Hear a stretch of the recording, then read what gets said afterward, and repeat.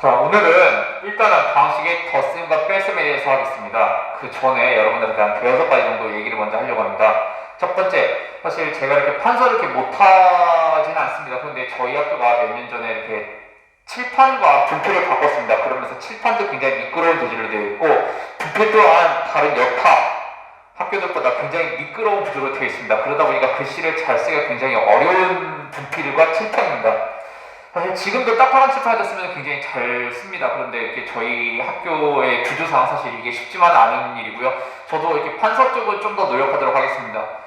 그 다음에 두 번째, 저희 학교가 사실 인강이나 EBS처럼 프로젝터가 있어가지고 프로젝터를 이렇게 화면에다 비칠 수 있으면 좋겠지만 그러지 못합니다. 저희 학교한테는 프로젝터가 아닌 TV가 있고요. 그러다 보니까 여러분들한테 사실 프로젝터를 이렇게 화면에 비춰가지고 볼 수 있으면 여러분은 더 많은 내용을 보여줄 수 있을 겁니다. 지금 이렇게 강의를 찍는데 글씨가 크게 보이게 하기 위해서 사실 제가 지금 칠판에 한 3분의 2 정도? 근데 수학 같은 경우는 칠판 3분의 2를 하려면은 계속 썼다 지웠다를 반복해야 되는 구조입니다. 그런데 그러다 보니까 EBS나 인강 같은 경우는 프로젝터를 이용해서 문제를 쏘거나 개념들을 쏴주기도 하고요. 그런데 저희는 그런 구조가 아니다 보니까 제가 이렇게 칠판에다가 되게 작게 많은 내용들을 써야 됩니다. 편집을 해서 이렇게 여러 번 테이크를 나눠서 찍어도 되겠지만 지금 그럴 수도 없는 게 온라인 계약이 갑작스럽게 이루어지면서 스님들이 막 강의만 하면 모르겠지만 저 같은 경우는 강의도 하지만 코로나 사태 때문에 업무가 굉장히 많이 늘은 사람 중에 한 명입니다. 그러다 보니까 시간이 없어서 사실 1강과 2강 같은 경우는 원래는 편집을 하고 자막도 넣고 음악도 넣고 하려고 그랬는데 1, 2강 같은 경우는 그러니까 첫 번째 주랑 두 번째 주 같은 경우는 시간이 없어가지고 편집하지 않고 그냥 로우 파일을 바로 올리려고 합니다. 그래서 그 원테이크로 사실 지금 강의를 다 찍는 거고요. 지난번에 오리엔테이션 강의도 원테이크로 찍은 겁니다.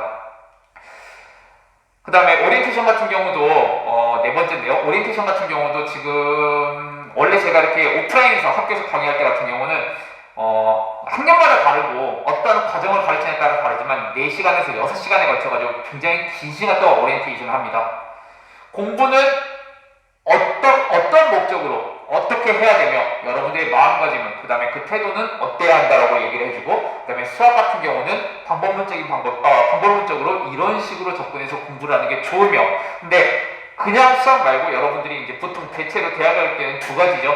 정시 또는 수시로 가게 되기 때문에 정시관 학생들은 수능이나 평가원 쪽 문제들이 어떤 식으로 나오고 그런 문제들이 어떻게 적용되어서 어떻게 변형이 돼서 계속 나오고 있다든지 또는 수시를 받는 친구들은 학교 내신은 이러이러한 방식으로 챙겨내며 수능 만약에 최저학력 기준이 있는 학교를 지원할 때 같은 경우는 수능 최저학력 기준 몇 등급을 어떻게 맞기 위해서는 어떤 식으로 노력을 해야 된다 라는 얘기 정도를 보통 하는데요.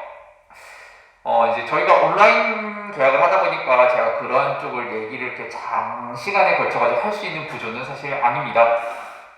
그러다 보니까 이렇게 지난번에 그 1차식 분량에 해당하는 20분에서 25분에 한정해서 짤막하게 얘기를 했고요. 중간중간 강의를 하는 과정에서 필요한 내용들이 여러분들한테 전달해 주도록 하겠습니다.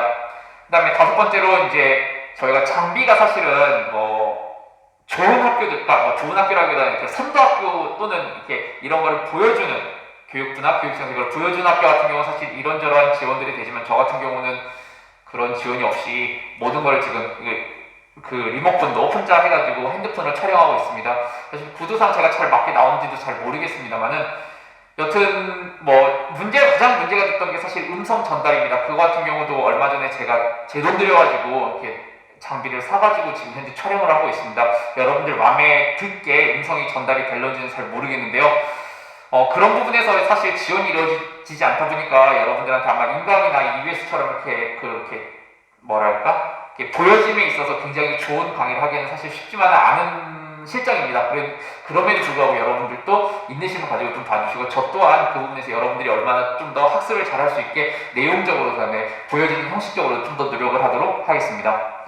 그 다음에 사실 제가 강의를 하다 보면 아마 이렇게 지쳐 보일 수도 있을 겁니다. 학교 업무적으로도 그렇지만 사실 그것보다는 제가 강의를 찍는 와중에 지금 선거철이다 보니까 또 그 다음에 코로나 때문에 이렇게 안내 문자가 온다거나 그러니까 재난 문자라고 그래서 재난 문자가 온다거나 또는 그런 후보자들의 전화 같은 게 걸려가지고 사실 강의를 지금 찍었다가 끊고 가고 이런 경우들이 종종 있습니다. 그럴 때마다 굉장히 힘이 풀리거든요. 사실 지금도 원테이크로 2번을 다 굉장히 잘 강의했다가 한 17분, 18분까지 두세 번을 지금 갔는데 전화가 불려와가지고 새로 강의를 찍고 있습니다.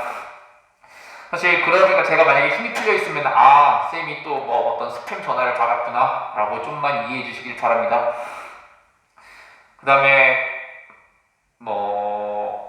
일단 보통 맞아 OT 강의할 때 제가 보통 각 단원에서 이러이러한 단원들이 어떠한 단원들은 어떠한 부분이 가장 중요하고 사실 이러한 부분들이 수능이나 평가원에 어떤 식으로 나온다라고 얘기를 하는데 사실 그게 이제 오리엔테이션의 그 내용을 다 얘기하면 너무 길기 때문에 사실 얘기하지 않았습니다. 그래서 각 대단을 시작할 때마다 필요한 경우에 따라서는 각 대단을 시작하기 전에 프리뷰로 사실 해당 내용들을 굉장히 이렇게 자세하게 또는 간략하게 짧게는 5분, 길게는 한 차시 정도에 한해서 사실 그 강의를 할 예정입니다. 물론 1단원은 여러분들 중학교 때 1학년 때부터 3학년 때까지 배운 내용이다 보니까 사실 그렇게 길게 얘기할 건 없고요. 근데 3단원 도형의 방식 같은 경우는 그 프리뷰가 좀 길게 저희가 진행할 예정입니다. 그때까지 저희가 지금 온라인 계약을 할지는 모르겠지만요.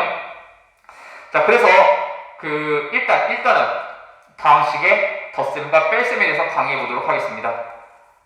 자, 다항식의 덧셈과 뺄셈, 1단원, 미안한데, 다항식의 덧셈과 뺄셈 앞서서 1단원 대단원, 다항식에 대해서 저희가 얘기를 해보도록 하죠. 사실 1단원 다항식 같은 경우는 여러분들 중학교 다 배웠던 내용입니다. 물론, 거기서 이제 나머지 정리, 그 다음에 인수정리 같은 게 여러분들이 중학교 때 배우지 않았지만, 그것을 제외한 나머지 모든 것들은 사실 여러분들이 중학교 때 다 배웠던 내용들입니다. 사실 근데 다항식의 연산은 어떠한 의미를 갖고 있을까요? 우리가 다항식의 연산을 왜 하는 걸까요? 여러분들 아마 중학교 때 그 과정을 하는 과정 속에서도 이걸 왜 하지? 이걸 왜 해야 되는 건데? 내가 이걸 왜 배우지? 아마 깊게 생각해보는 학생들은 많이 없었을 겁니다. 사실 다항식의 연산을 왜 하는지는 결과 궁극적으로는 다항식의 해를 구하는 과정 때문에 그렇습니다. 물론 다항식을 얘기하기보다는 방정식 또는 부등식 부등식이라고 얘기를 해도 되지만 일단은 부등식은 조금 차치하고 얘기하도록 하죠. 왜냐하면 부등식까지 얘기할 경우에는 물론 부등식도 다 들어가긴 하지만 그 내용까지 언급하면은 여러분들한테 너무 어려운 내용이 될 수 있다 보니까 사실 지금 프리뷰하는 내용이 사실 쉽지만은 않은 내용입니다. 사실 다항식을 사칙연산, 덧셈, 뺄셈, 곱셈, 나눗셈 하는 것은 다항식을 간단하게 정리하기 위함입니다. 근데 그럼 우리는 다항식을 왜 간단하게 정리하는 걸까요? 예, 맞습니다. 결과적으로 다항식을 정리를 해서 그 간단하게 된 다항식을 가지고서 인수분해 또는 근해 공식을 통해서 다항식의 해를 구하는 과정까지 가기 위해서 사실은 우리는 다항식의 연산을 하는 겁니다. 즉, 다항식의 연산은 다항식을 간단하게 하는 그 과정 때문입니다. 근데 해를 구한다? 해는 우리가 왜 구하는 걸까요? 사실 옛날에 좀 거슬러 올라갔죠. 옛날에는 다항식의 해를 이러한 과정 때문에 구했습니다. 우리가 봤던 자연현상 또는 사회적인 현상을 이게 수학적으로 어떤 구조로 되어 있지? 이러한 사회적인 현상 또는 자연현상이 어떤 식으로 왜 나타나는 걸까라고 생각을 하면서 그것들을 연구하는 과정 속에서 사실 식을 세웠습니다. 미지수 x 또는 미지수가 x 말고 여러 가지가 더 있을 수도 있죠. 여러 가지 그 문자를 통해서 식을 세우고 그 미지수를 통해서 그 세운 식을 가지고 풀어나가는 과정 속에서 맨 마지막적으로 다 풀어나갔을 때 사실 근을 구하는 건데요. 그 근을 구한다는 것은 사실 물론 우리가 해를 구한다, 근을 구한다라고 하는데 그 근을 구하는 과정은 그 다항식이 사실 기본 뿌리가 뭘로 되어 있는지 분석하는 과정입니다. 결국 계산해보니까 x는 2네 라는 소리는 사실 굉장히 복잡한 식이었음에도 불구하고 그거를 결국엔 다 계산하고 나면 x는 2라는 근을 가지고 있구나, 뿌리를 가지고 있구나. 즉 아무리 복잡한 식도 이걸 정리해보니 x는 2라는 근, 해, 뿌리를 가지고 있는데 그래서 사실 우리가 중학교 때 근이라는 것을 영어로 하면 루트라고 한다. 사실 그것은 해를 구하는 과정은 사실 그 복잡한 다항식의 뿌리, 근간을 파헤쳐가는 과정입니다. 그래서 그 근이 어디에 해당하는지를 알고자 하는 겁니다. 사실 만약에 예를 들어서 얘기를 해보죠. 어떠한 방정식이 x는 2라는 근을 가지고 있다고 보죠. 근데 x는 2라는 근을 가진 식을 다 정리를 해보면요. x-2는 0 또는 x-2의 제곱은 0, x-세제곱은 0 등등등 굉장히 많은 식이 나올 수 있죠. 물론 x가 2 말고 다른 것도 얘기할 수 있죠.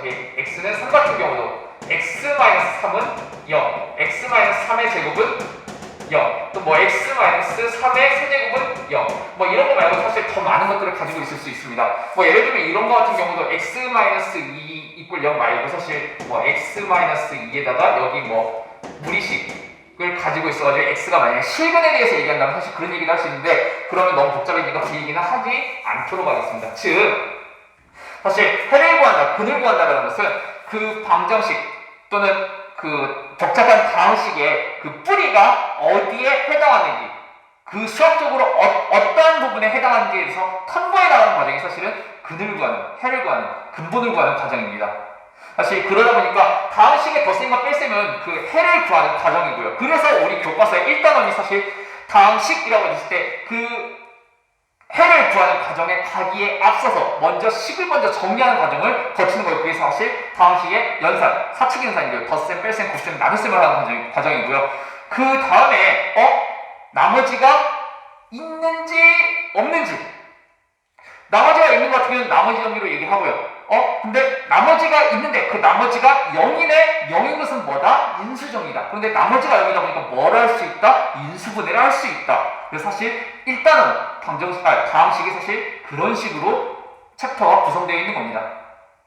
자, 그럼 우리가 그 다음에 먼저 이제 이쪽 내용은 지우고 이제 넘어가도록 하죠. 잠시만요.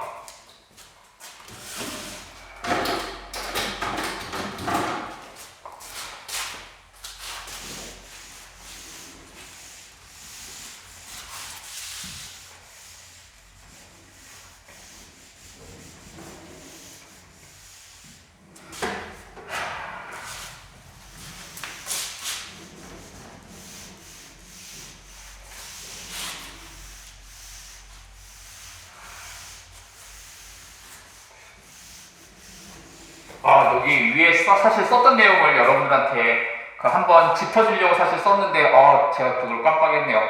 정신없다 보니까 전화가 언제 안 오는 동안에 빨리 강의를 해야지 라는 과정 속에서 그 얘기를 언급하는 걸 깜빡했는데 아마 지워지는 과정 속에서 카메라에서 아마 보였을 겁니다. 사실 그게 제가 말로는 다 했던 과정이고요. 그러다 보니까 그 부분에 대해서는 여러분들 다시 한번 봐주시기 바랍니다.